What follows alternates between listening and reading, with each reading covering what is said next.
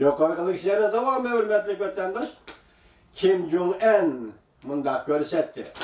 Kim Jong-un Amerika'dan embargo siyasetini bütünley bekar kılışını talep kıldı, lekin ben onda kıla almayman. Şunu söhbetten peşimde qıqıpla çıkıp ketdim. Prezident Trump ta'kidlab mundaq görsetdi. Bu mening xizmat istilim. İş epleşmeydigan bolsa çıkıp ketiş gerek, menip ketiş gerek. Bazı çağlarda sen menip ketmesen, çıkıp ketmesen bolmaydı. Prezident Trump mundaq görset. Bugün dal şundaq boldu. Axbarat e'lon qilish yig'inida Prezident Trump muxbirlarning savollariga javob berganda Beijing bilan bo'ladigan suhbatni alohida tilga oldi.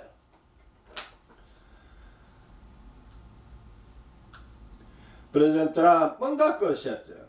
Beijing bilan bo'ladigan suhbatga tutadigan pozitsiyam shundaq. Men har qachon menib ketishga, suhbatni tashlab chiqib ketishga tayyorlanib qo'ydim. Agar suhbatda g'alaba qila olmasak, Jungo bilan Amerika suhbatida g'alaba qila olmasak, Jungo tarafmi shundoq ko'rsatib qo'yman. Jungo tarafmi shundoq ko'rsatib qo'yman. Ya'ni Chavshanlikka ko'rsatib qo'ygandek, Jungo tarafga shundoq ko'rsatib qo'yman. Jungo masalasi mutaxassis, Jungo masalasi bo'yicha mutaxassis Zhang Jiadun Fox xabarlari televiziyasining muxbirini ziyoratini qabul qilgan mundaq ko'rsatdi. Bu qatimki Amerika Chavshan suhbati qaramoqqa bir maydon diplomatik qatmonliq bo'lib ko'rinyapti. Bu balki Prezident Trumpning Jungoga qaratgan tashqi siyosatning o'zgarish hosil qilishidan darak beradi. Bu balki Prezident Trumpning Jungoga qaratgan tashqi siyosati o'zgarish hosil qilishidan darak beradi. Lekin kechiringlar, yoki Jungo siyosatini qayta baholaydigan paytga yetib kelganligidan bishorat berdi. Yoki Jungo siyosatini, Amerikaning Jungo siyosatini qayta baholaydigan paytga yetib kelganligidan bishorat berdi. Zhang Jiadun Jungo gumron bo'ldi degan kitobning avtori. Zhang Jiadun to'g'risida men sizlarga to'liq so'zladim. Zhang Jiadunni ham tanishtirib o'tdim. Bugun bu kishi yana o'tirg'i chiqdi degan. Zhang Jiadun mundaq ko'rsatdi. Prezident Trump suhbat jarayonida qanoat hosil qilg'idek javobga erisha olmasa, suhbatdan chekinib chiqadi. U vaqtdan Beijing tarafga ko'rsatib qo'ydiki, savdo suhbati jarayonida eng o'sal bir savdolashishdan voz kechsam, buningdan ansiramaymiz.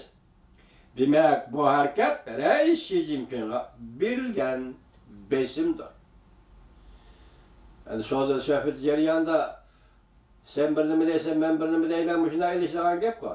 Agar shu vaqt sen bir o'sal savdolashishdan voz kechsang, agar savdolash jarayoni qaysi birisiga voz kechsang yoki voz kechmasang, demak bu Prezident Trumpning Chavshan chiqqan muomalasi bu Rais Xi Jinpingga berilgan signaldir. Besimdir. Zhang Jiadun tahlil qilib bunda ko'rsatdi. Xi Jinping aslida Prezident Trump bilan ijro qilmasimi bo'ladigan bir parcha savdo kelishimi imzolashni arzu qiladi. Demak, Beijing Prezident Trump bilan imzolaydigan kelishimda Amerikani aldamoqchi edi, demakchi bo'lyapti Zhang Jiadun. Zhang Jiadun bunda ko'rsatdi. Xi Jinpingning oldida faqat ikki yo'l turibdi. Yoki bu davlatning, ya'ni Jungoning shaxsiyatchilikda belgi qilgan iqtisod andizisidan voz kechish, yoki bu davlat Jungoning iqtisodiy taraqqiyotining davomli ostilab ketishidan iborat azobli reallikni qabul qilish. Ikki yo'l. Zhang Jiadun bunda ko'rsatdi. Prezident Trump hukumati buningdan avval Jungo taraf talab qilgan Prezident Trump bilan Kim Jong-un suhbatidan keyin Cungo'nun Haynandağ ülkesinde Prezident Trump bilen Xi Jinping söhbeti ötküzüşni rad kıldı.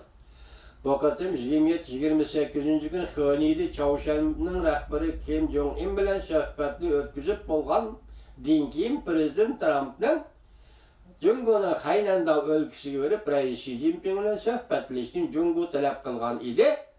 Deydi Janjadın, lekin bunu Amerika tarafı rad kıldı. Bu akılanı kararıydı.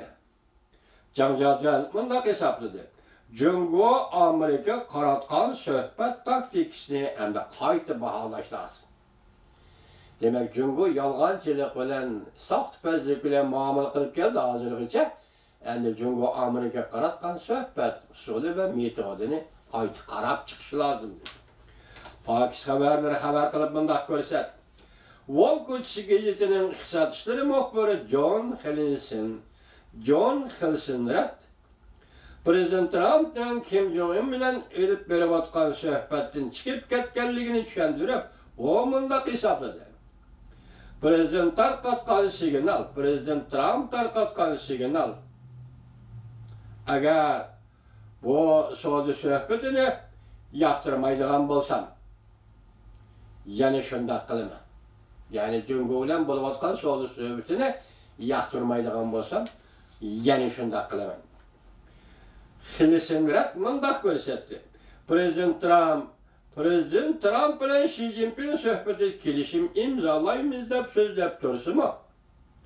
28. gün Kim Jong-un bilen ötküzüp atkan söhbettin çıkıp ketkenligi yoki çıkıp ketishni qarar qilganligi Prezident Trump'dan allaqachon tayyorlanib qo'yganligini, ya'ni Cungo bilen ötküzüp so'zi söhbetida ketishdi. Ya kechiringlar. So'zi söhbetida kishini qanoatlantirgidek kelishim imzalayolmaydiganligiga tayyorlik qilib qo'yganligidan dakmat. Demak, Cungo taraf Amerikani qanoatlantirmasa, men suhbatdan chiqib ketaman deyishga Prezident Trump tayyorlab qo'ydi.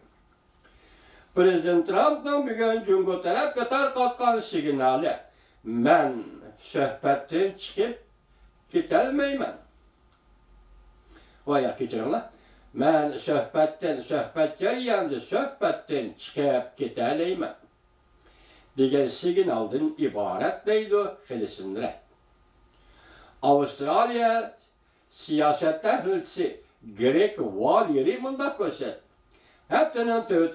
günü Xöniydan yetib kelgan signal Cungo'nun iqtisadi ostalab ketdi. Amerika bilen kelishim imzalashga ehtiyojda. Gerçi Prezident Trump bu g'alabaga ehtiyojli bo'lsa-mu, har qanday badal to'lashga qaramay bu so'dini qabul qilavermaydi. Ya'ni Cungo bilen Prezident Trump suhbatlashganda Muşu söhbetke yakın muşu kelişimge Amerika tarafmı ihtiyaclık bolsunmu Prezident Trump her qanday bedel to'lashga razı bolup bu söhbetni elip berivermeydi ve bu kelişimni imzalamaydı. Prezident Trump'nın bu hesap kitabı var demekçi Valeri efendi.